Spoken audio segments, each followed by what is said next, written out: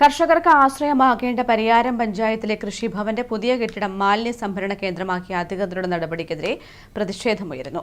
പുതിയ കെട്ടിടത്തിന് വൈദ്യുതി കണക്ഷൻ ലഭ്യമാക്കിയ ഉടൻ കൃഷിഭവന്റെ പ്രവർത്തനം മാറ്റണമെന്ന ആവശ്യവുമായി പരിയാരം ഗ്രാമപഞ്ചായത്ത് UDF മെമ്പർമാർ രംഗത്ത് വന്നു.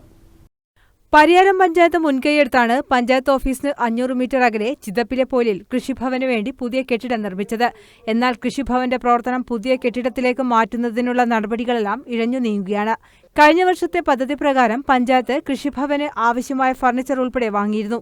അതെല്ലാം ഉപയോഗിക്കാതെ നശിക്കുകയാണ്. വർഷങ്ങളായി ഹരിതകർമ്മസേന ശേഖരിച്ച പ്ലാസ്റ്റിക്കുകൾ കൃഷിഭവന്റെ പുതിയ കെട്ടിടത്തിന്റെ കോമ്പൗണ്ടിനുള്ളിലും മുറികളിലുമാണ് സൂക്ഷിച്ചിരിക്കുന്നത്. കർഷകർക്ക് വിതരണം ചെയ്യേണ്ട നടീൽ വസ്തുക്കളെല്ലാം സമീപത്തെ സ്വകാര്യ വ്യക്തിയുടെ പറമ്പിൽ ഇറക്കിവെച്ചാണ് വിതരണം ചെയ്യുന്നത്. വിത്തുകളും മറ്റും പുതിയ കെട്ടിടത്തിലെ പ്ലാസ്റ്റിക് മാലിന്യങ്ങൾ നിറഞ്ഞ മുറിയിൽ വെച്ചാണ് വിതരണം ചെയ്യുന്നത്. വൈദ്യുത കണക്ഷൻ ലഭ്യമാക്കി കൃഷിഭവന്റെ പ്രവർത്തനം ഉടൻ പുതിയ കെട്ടിടത്തിലേക്ക് മാറ്റിയില്ലെങ്കിൽ ശക്തമായ സമരപരിപാടികളുമായി മുന്നോട്ടു പോകാനാണ് UDFന്റെ തീരുമാനം. ഇപ്പൊ കൃഷിഭവൻ സന്ദർശിക്കുന്ന ആളുകൾക്കറിയാം, കാടും പൊടിയും പിടിച്ച് ഒരു പഞ്ചായത്തിന്റെ ഒരു സ്വതന്ത്ര നമ്മുടെ സർക്കാർ സ്ഥാപനം എന്ന നിലയിൽ അതിനെ സംരക്ഷിക്കാതെ നശിപ്പിച്ചു കളയുന്ന ഒരു സ്ഥിതിയാണ് ഇന്ന് ഭരണസമിതിയുടെ ഭാഗത്ത് ഉണ്ടായിട്ടുള്ളത്. ഇതിനകത്ത് ശക്തമായ പ്രതിഷേധം UDFന്റെ ഭാഗത്തു നിന്ന് അറിയിക്കുകയാണ്.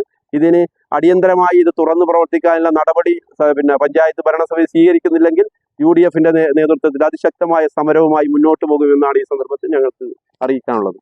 News bureau, Taliparamba.